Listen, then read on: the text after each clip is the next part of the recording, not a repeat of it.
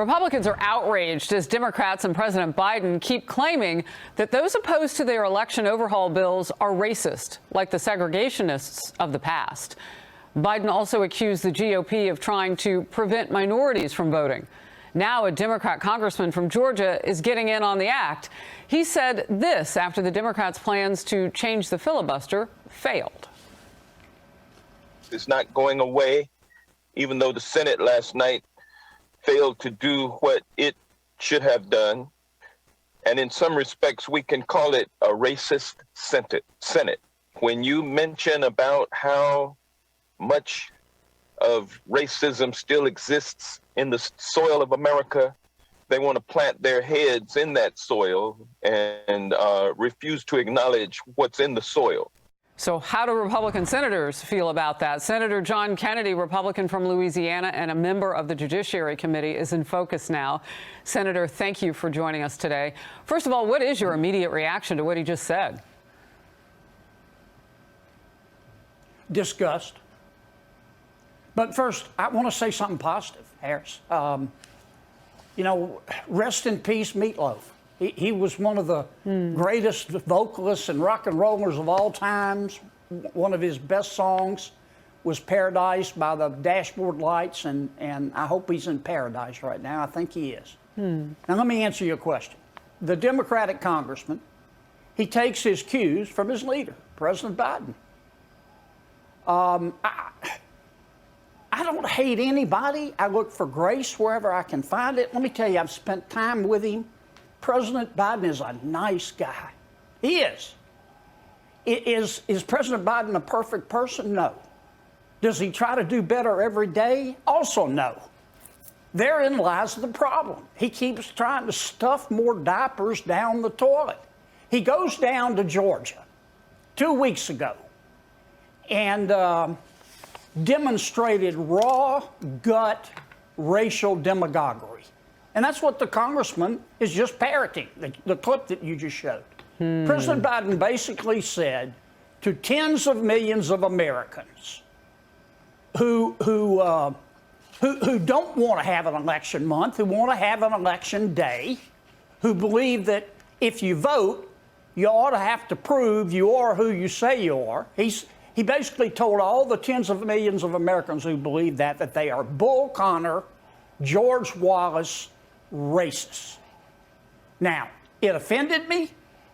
It offended tens of millions of Americans. I was offended when Vice President Harris, when she was run against President Biden in the primaries, I was offended when she all but called President Biden a racist for not supporting getting 10-year-old kids up at 4:30 in the morning and busing them for 2 hours. Lots of Americans opposed, black and white opposed the busing. She called him a racist for it. I thought that was racial demagoguery. This is not helping our country. It is not helping our country at all.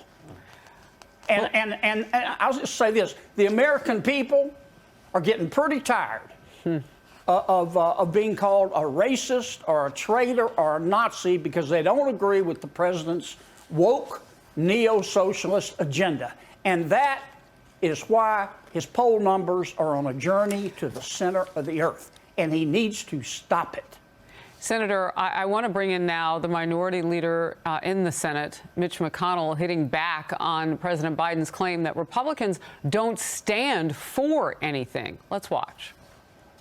My good friend, the president, got it wrong once again. If the president starts acting like a moderate, like he campaigned, we can do business. The reason we've not been speaking recently this year is because he adopted the Bernie Sanders prescription for America. What's your reaction to that? I think McConnell's right. Look, the American people who voted for President Biden thought they were getting the second coming of President Obama. They got the second cousin of Bernie Sanders. That's not what they wanted. I like Bernie, but he tested negative for president. He lost. And President Biden or whoever's advising him have told him, I don't care what the president says. He's adopted Bernie Sanders' agenda. And that's not what the American people want. And he's also said, if you don't agree with me, President Biden has said, you're a Bull Connor, George Wallace racist. So when he was asked have we about sunk that low?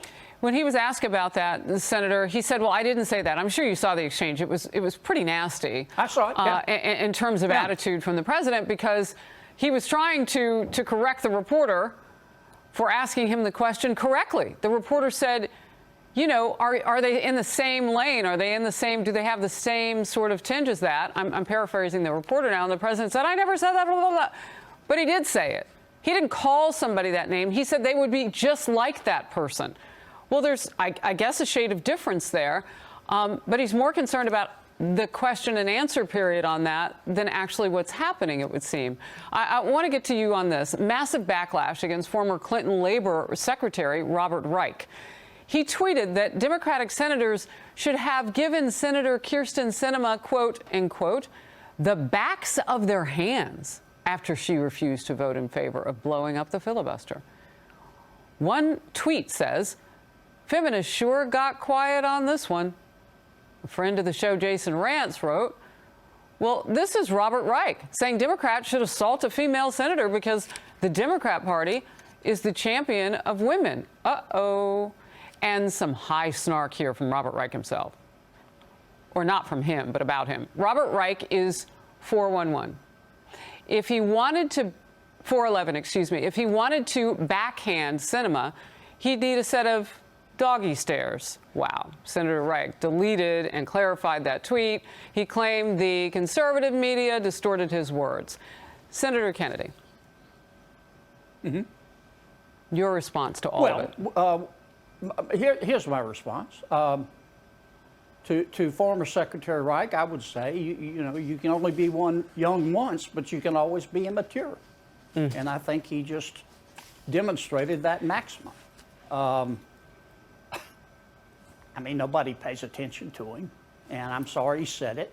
Let me say a word about Senator Sinema. We agree on some things. We don't agree on others. Here's my experience with Senator Sinema. She's whip smart. She's very independent.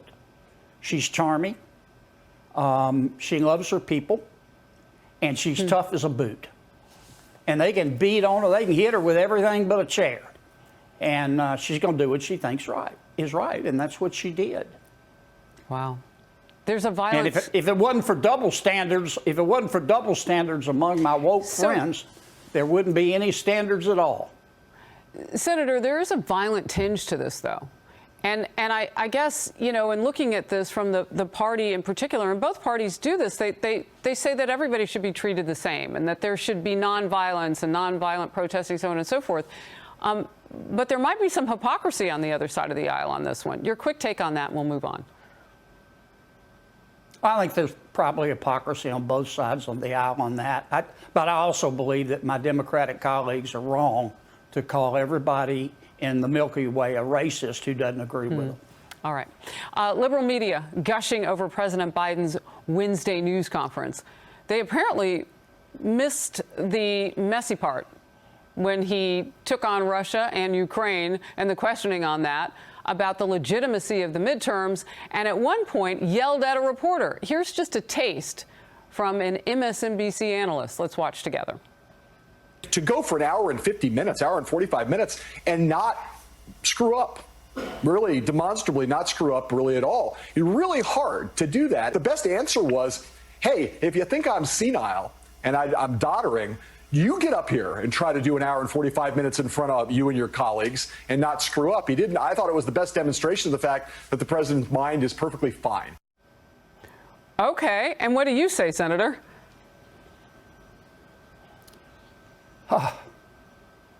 Well, the author there must have missed the part about Ukraine.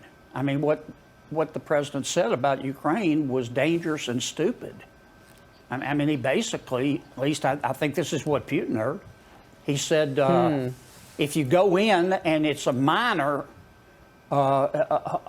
incursion, the penalties won't be as bad. Now, the White House will deny he said that, but that's what he said. I heard it. Everybody heard it. And, you know, weakness invites the wolves. You got to be armed for peace. And the Biden administration for a month has just sat here like a bump on a log sucking on their teeth. You know what? Here's what President Biden should have said to Putin right away, as soon as he saw the first troops on the border. He should have called him. He should have said, Vladimir, I don't want to mess in your country's affairs, but we're thinking at some point about allowing our friends in Ukraine to join NATO, their allies, and don't go in. I'm taking no options off the table, and if you go in, you'll regret it. And if you go in, I and all of my allies will teach you about time travel and knock you into next week. Now, do I support sending troops into Ukraine? No. But why did the president take that off the table? And now Putin thinks we're weak. I can't see anything that the Biden administration. Well, no, and I can't see anything that President Biden has done to put together a coalition to stand with us. I mean, where's France? Where's Germany? Where's Canada? Where's Japan? Where's South Korea?